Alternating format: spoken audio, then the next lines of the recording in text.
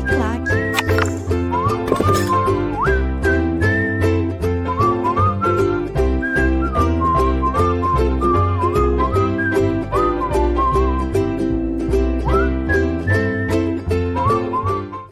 Olá pessoal, tudo bem? Um grande abraço para você ligado aqui no LAC Concursos, o maior site de videoaulas do Brasil, quiçá das Américas.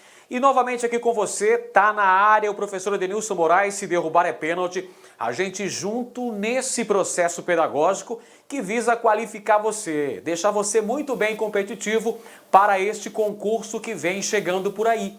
E a gente fazendo toda a análise dos conteúdos que constam no seu edital. Chegou a vez de falarmos sobre a Rusga, este importante movimento social e político que aconteceu na província de Mato Grosso em 1834, dentro do contexto histórico do agitado período regencial. Muito bem, senhoras e senhores, moças e rapazes, meninos e meninas, sejam todos muito bem-vindos ao LAC Cursos. Por toda parte, o tempo todo, só dá LAC Concursos, a melhor preparação para o seu sucesso. E você sabe que é muito importante ter foco, força e fé. Estudar com muita determinação para atingir as suas metas. Afinal de contas, é assim que você pode chegar ao sucesso. É assim que você pode alcançar os seus objetivos. E se preparando aqui conosco, com certeza você vai chegar lá. Pessoal, acreditar é essencial, mas ter atitude é o que faz a diferença. Então você precisa ter fé no seu objetivo, na sua meta, naquilo que você quer alcançar, que é passar nesse concurso e se tornar um servidor público, poder realizar esse seu grande sonho, empreender essa conquista. Porém, você precisa ter atitude, você precisa agir de forma consciente para alcançar suas mais altas metas. Para ter sucesso na vida, você tem que caminhar para frente. É assim que você chega lá. É agindo, é atuando, é buscando, é se esmerando para ter um grande desempenho. Lembre-se que o principal concorrente que você tem é você mesmo. Perfeito? Portanto, você tem que superar a você mesmo. Você não pode se sabotar, meu querido. Você precisa se superar, isso sim. Procurar cada vez mais se esforçar, porque se esforçando, não tenha dúvida, você vai ficar muito competitivo e vai conseguir grandes conquistas. Vai por mim. Muito bem, pessoal, vamos começar a falar sobre a Rusga. Muito bem, esse é o tema da aula de hoje. A gente então vai tratar sobre a famosa Rusga. E aí, você já ouviu falar sobre a Rusga Cuiabana? Este importante movimento social e político que aconteceu na província de Mato Grosso no ano de 1834. Ah, não ouviu ainda? Então fica ligado que nesta aula você vai apreciar, você vai ter acesso às principais características deste importante movimento político e social de caráter elitista que opôs aqui em Mato Grosso. De um lado, tínhamos a sociedade filantrópica e de outro lado estava a sociedade dos zelosos da independência. Veja só, na Rusga nós temos então a oposição, o antagonismo de duas importantes sociedades. A sociedade filantrópica, que reunia em sua grande maioria elementos portugueses, os chamados bicudos, os caramurus, que eram os conservadores, e de outro lado, quem é que estava? A Sociedade dos Zelosos da Independência, que era um grupo majoritariamente formado por brasileiros. Perfeito? A Sociedade dos Zelosos da Independência eram os liberais, subdivididos em duas alas. Os liberais moderados e os liberais exaltados. Mas a gente apresenta essas características ainda ao longo desta aula. Por enquanto é só um preâmbulo introdutório para você se familiarizar sobre a rusga. Perfeito? Então a rusga é considerada um movimento muito violento. É um dos capítulos mais violentos da história de Mato Grosso e também pode ser considerado um movimento nativista.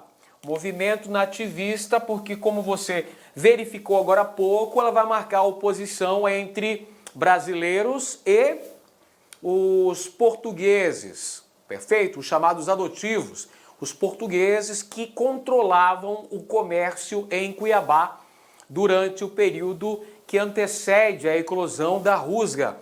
E importante mencionar que, apesar de ser considerado um movimento de caráter elitista, a rusga também contou com a participação das camadas populares, pessoal. Olha só, as camadas populares também tomaram parte na ocorrência da rusga, por conta da condição socioeconômica vivenciada em Cuiabá e também na própria província de Mato Grosso, por causa da crise econômica, por causa da carestia e também devido ao fato de que os brasileiros vão colocar a culpa pela inflação, pela carestia, pelo custo de vida naquele momento em cima dos portugueses. Afinal de contas, eram os portugueses os proprietários das casas de comércio, que cuidavam das transações de secos e molhados, trabalhavam com o comércio aqui em Cuiabá. Então, evidentemente que a população, sobretudo as camadas populares, vão acusá-los de serem os culpados pelos elevados preços cobrados pelas mercadorias. Tá? Então, a rusga também pode ser considerada um movimento nativista. Bom, essas são algumas das características gerais da rusga. Mas para a gente compreender muito bem o que foi esse movimento, é preciso fazermos uma abordagem pormenorizada sobre o contexto histórico que vivíamos naquela época. Ou seja, o início do Brasil independente, o início da formação do Estado Nacional Brasileiro. Mas aí a gente remonta lá aos antecedentes nacionais, ao chamado período joanino. Período joanino, gente, é o momento histórico em que a família real portuguesa, em que a corte lusitana esteve residindo no Brasil. Período que vai de 1808 até 1821. Qual que é o contexto aqui, professor, do período joanino? O contexto, meus queridos, é o das guerras napoleônicas, da decretação do bloqueio continental que impediu os países europeus de comercializarem com a Inglaterra. Portugal tinha sua economia atrelada à economia inglesa, não pôde obedecer ao bloqueio continental. Como consequência desse fato, o que é que aconteceu? Aconteceu a invasão francesa sobre o território português. E aí a corte portuguesa, Dom João, a família real, toda a máquina administrativa portuguesa vem para o Brasil, moçada. É a transferência da corte portuguesa para o Brasil, a sua principal colônia. Então a gente tem o início do chamado período joanino.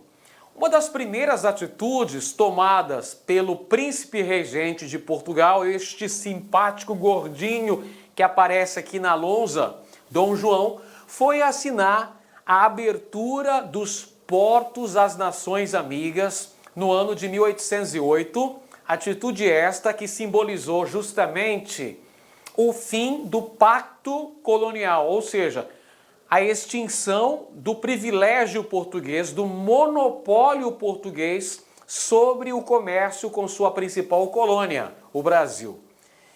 a partir da abertura dos portos às nações amigas, rompia-se definitivamente com o pacto colonial e abria-se caminho para a independência do Brasil. Posteriormente, tivemos uma outra medida tomada pelo príncipe Dom João, que foi a elevação do Brasil à condição de Reino Unido a Portugal e Algarves. Aqui nós podemos dizer claramente que o Brasil deixava de uma vez por todas de ser uma colônia portuguesa e passava a ter um status muito mais privilegiado, um status de Reino Unido a Portugal e Algarves. Isso é claro que vai sedimentar ainda mais o processo de independência do Brasil. A nossa emancipação política, pessoal, ocorreu basicamente através de um arranjo político, ou seja, de uma aliança que se formou entre os grupos dominantes, entre as camadas privilegiadas da sociedade brasileira. Podemos dizer claramente que é uma aliança entre a aristocracia rural, entre os grandes comerciantes brasileiros, em torno da figura do príncipe regente de Portugal, Dom Pedro I. Olha, o Dom João já havia sido coroado rei de Portugal. Ele retorna para Portugal no ano de 1821, deixando aqui no Brasil, na condição de príncipe regente, seu filho primogênito, Dom Pedro. Dom Pedro, pessoal, olha só o que vai acontecer. Dom Pedro permanece no Brasil o famoso Dia do Fico, 9 de janeiro de 1822. Dom Pedro não cede às pressões das cortes portuguesas que exigiam o seu retorno para Portugal. Então aí que vai acontecer esse arranjo político, moçada. As elites brasileiras que não queriam perder os seus privilégios políticos e econômicos alcançados ao longo do período joanino vão fazer essa dobradinha com o Dom Pedro. Falar, ô Dom Pedro, o negócio é o seguinte, você deve promover a independência do Brasil que a gente arruma uma coroa para você. Ou seja, a gente coloca você no trono do Brasil como um país independente. E é isso que vai acontecer, pessoal. Em 7 de setembro de 1822, às margens do Riacho Ipiranga, Dom Pedro vai dar o brado de independência ou morte, promovendo dessa maneira a nossa emancipação política. Emancipação esta, pessoal, que preservou a herança socioeconômica do período colonial. Que herança é essa que você está falando aí, tio Ed? Pessoal, as características básicas da economia e da sociedade colonial brasileira. Quais são mesmo? Monocultura, escravidão e latifúndio. Tá aqui, pessoal. O Brasil permanece um país essencialmente agroexportador, utilizando-se de mão de obra escrava nas grandes propriedades de terra. Portanto, acontece a independência do Brasil, mas as transformações se limitam ao campo político, porque no campo econômico e no campo social permanece a mesma estrutura herdada do período anterior, ou seja, do período colonial brasileiro. Aí, galera, começa o chamado Primeiro Reinado. Já temos uma nova fase em nossa história brasileira. É o chamado Primeiro Reinado, já está aqui na lousa. A gente já está vendo Dom Pedro I, que foi o nosso imperador, o primeiro imperador brasileiro. Governou entre 1822, que é a data de nossa independência política, e 1831, que é quando ocorreu o quê? A abdicação de Dom Pedro. Em razão de uma série de fatores, Dom Pedro acabou abdicando do trono em favor de seu filho primogênito, Dom Pedro de Alcântara, que na época contava com apenas 5 anos de idade. Evidentemente não poderia assumir tamanha responsabilidade, não naquela época, porque ainda era uma criança, tudo bem? Durante o Primeiro Reinado, tá aqui, pessoal, olha só as características do Brasil, país agroexportador, que vai obter o reconhecimento externo de sua independência, Primeiro foram os Estados Unidos, que estavam alicerçados na chamada Doutrina Monroe, América para os americanos, vão reconhecer a independência do Brasil. A Inglaterra e Portugal reconhecem nossa independência um pouco mais tarde, lá por volta de 1826, quando o Brasil vai se comprometer a pagar uma indenização para obter o reconhecimento de Portugal e da Inglaterra. É também durante o primeiro reinado que é elaborada a primeira Constituição do Brasil, a Constituição de 1824, Constituição esta que fora outorgada, ou seja, fora imposta pelo Conselho de Estado, capitaneada evidentemente pelo imperador Dom Pedro I. Essa Constituição apresentava voto censitário, ou seja, o voto era baseado na renda do cidadão e apresentava também 4 poderes. Além dos 3 poderes tradicionais, executivo, legislativo e judiciário, havia o poder moderador, que era exercido pela própria figura do imperador brasileiro. Durante essa época, o Brasil continua dependente da economia externa. Qual que é o principal país que vai influenciar a economia brasileira nesse contexto? É a Inglaterra, pessoal. A Inglaterra é a principal parceira econômica do Brasil durante o século XIX. No primeiro reinado, Dom Pedro enfrenta uma série de problemas políticos, uma grave instabilidade, uma série de problemas que o levam a renunciar, a abdicar do trono brasileiro. Dom Pedro abdica do trono brasileiro em abril de 1831 e retorna para Portugal, deixando aqui no Brasil o seu herdeiro, Dom Pedro de Alcântara, que, como dissemos, era praticamente um bebê, não é? Praticamente saído das fraldas, recém-saído das fraldas, porque tinha 5 anos. Então não poderia assumir tamanha responsabilidade nesse momento histórico. Então o que vai acontecer? Nós temos o início do chamado período regencial. Tá aqui na lousa. Esse aqui é o Pedro de Alcântara, na época com 5 aninhos. Era um jovem fedelho, não é? Não estava ainda preparado do ponto de vista político para receber a incumbência de ser nosso imperador. Portanto, durante a fase da minoridade do imperador, o período que vai de 1831 até 1840, tivemos a convocação das regências, ou seja, o período regencial que representa uma fase de transição para o segundo reinado. O segundo reinado é a fase do governo de Dom Pedro II, pessoal. Nessa fase aqui, ó, são 9 anos, é o chamado período regencial, uma fase em que temos a ascensão das elites brasileiras e uma série de agitações internas.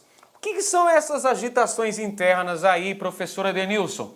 Gente, essas agitações são as famosas revoltas que eclodiram de norte a sul, não é? De leste a oeste do território brasileiro. Uma série de revoltas, uma série de rebeliões. Temos a cabanagem no Grão-Pará, a balaiada no Maranhão, a sabinada na Bahia, a revolta dos malês, que também aconteceu na província da Bahia, a famosa Guerra dos Farrapos, ou Revolução Farroupilha, que aconteceu lá na província do Rio Grande do Sul.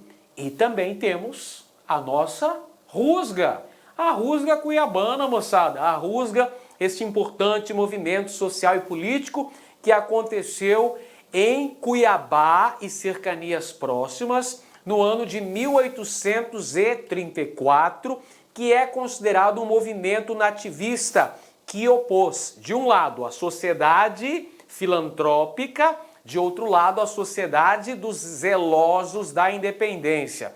Percebeu aqui por que foi tão importante o professor Edenilson aqui apresentar para você um contexto histórico nacional, falando sobre o período joanino, a transição para a independência do Brasil, o primeiro reinado e chegando até o período regencial, para a gente compreender, porque afinal de contas, o que aconteceu aqui em Cuiabá é um reflexo direto do que estava acontecendo a nível nacional, nesse contexto histórico em que o Brasil surgia como um país independente. O Brasil começava a trilhar os seus caminhos pós-independência. E eram caminhos, de certa maneira, bastante tortuosos, enfrentando uma série de adversidades. E isso vai refletir diretamente nas condições sociais, econômicas e políticas da então isolada província de Mato Grosso.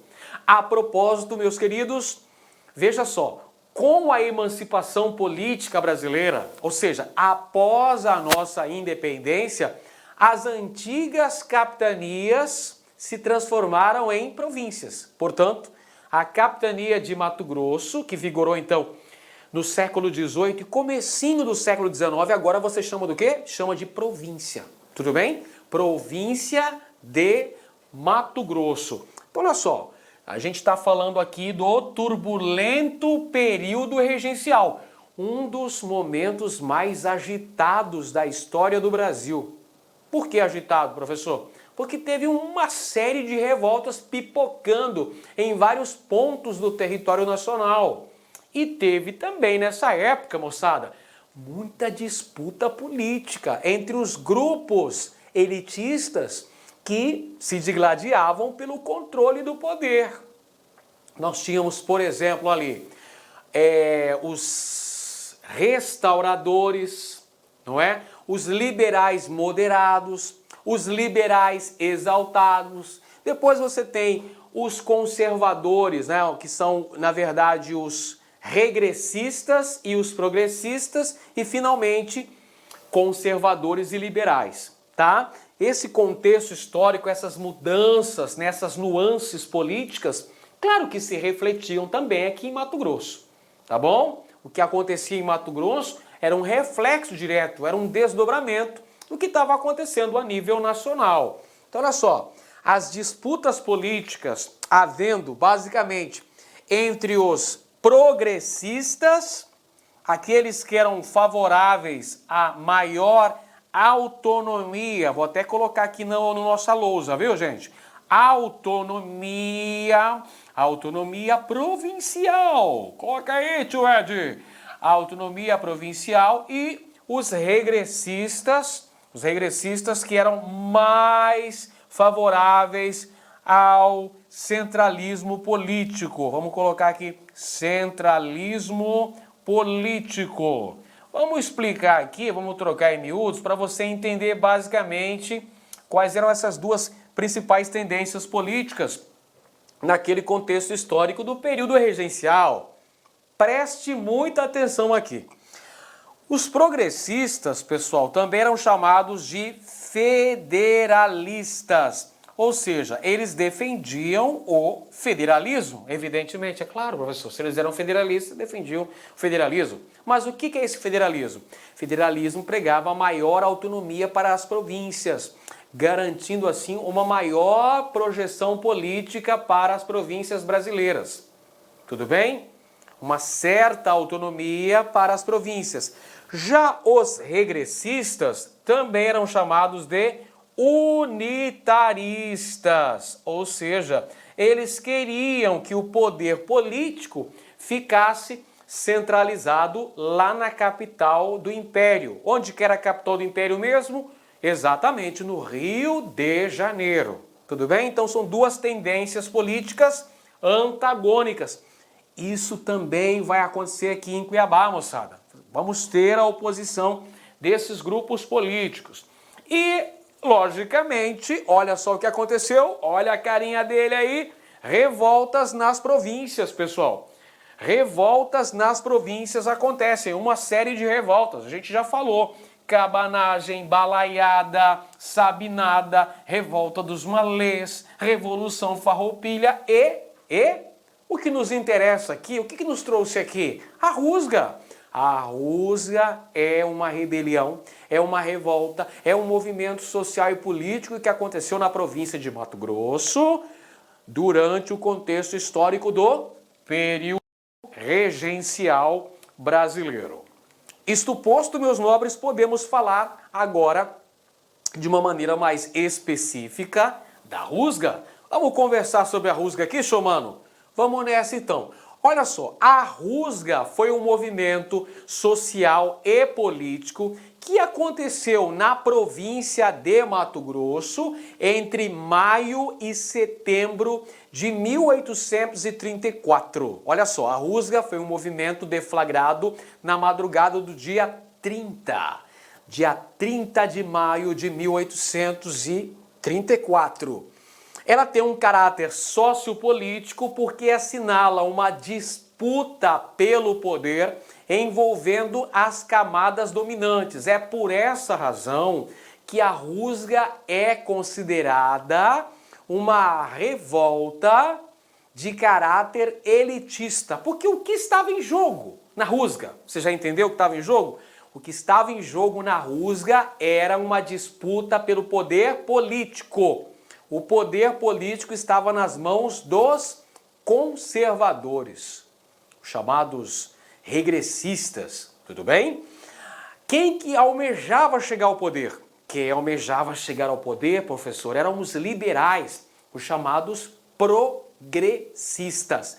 Portanto, entenda, a rusga é um movimento de caráter elitista, que marca uma disputa pelo poder político entre as camadas dominantes. De um lado, os progressistas que queriam tomar o poder, de outros, regressistas. Estes é que estavam com o poder nas mãos.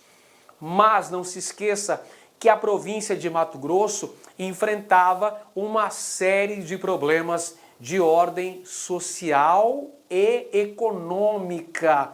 E esses problemas de ordem socioeconômica vão refletir direto na participação das camadas populares que vão se envolver diretamente na ocorrência da rusga através de saques, roubos e assassinatos, pessoal. Não podemos dizer que essa participação das camadas populares tenha ocorrido de forma consciente. Na verdade, essas camadas populares buscavam basicamente extravasar os seus sentimentos de revolta diante do alto custo de vida, das péssimas condições de vida e de trabalho, da exploração, da marginalização e até mesmo de um certo preconceito em relação às camadas populares e em relação também aos mestiços e aos negros aqui em Cuiabá. Portanto, o que vai acontecer? Com a ocorrência da rusga, a população mais pobre vai invadir as casas comerciais. Quem que eram mesmo os proprietários das casas comerciais? Os proprietários das casas de comércio eram geralmente indivíduos portugueses. Os portugueses controlavam o comércio local, aqueles armazéns de secos e molhados eram controlados pelos portugueses aqui em Cuiabá. Porque veja só, mesmo após a independência, muitos portugueses continuaram residindo no Brasil, de uma forma geral. E aqui em Cuiabá não foi diferente. Então havia muitos elementos lusitanos que habitavam as ruas cuiabanas. E esses elementos, esses indivíduos portugueses eram endinheirados. Muitos deles estavam ligados ao comércio local. Só que aí vão atrair para si, ou atrair contra si, a ira dos cuiabanos, pessoal, que vão acusar esses portugueses de serem os responsáveis pelo elevado custo de vida, pela inflação, pelo baixo poder aquisitivo dos salários. Então vai haver saques as casas de comércio, roubos, arrombamentos das casas dos portugueses e até alguns assassinatos dos chamados bicudos. Bicudos era a forma pejorativa como eram denominados os portugueses. Eram chamados de bicudos, de pés de chumbo também, viu, pessoal? Maravilha. Então vamos lá. Olha só, vamos falar agora sobre as duas sociedades que estavam diretamente envolvidas na ocorrência da rusga. Você lembra? Você lembra? Tá lembrado aí? Tá ligado no lance?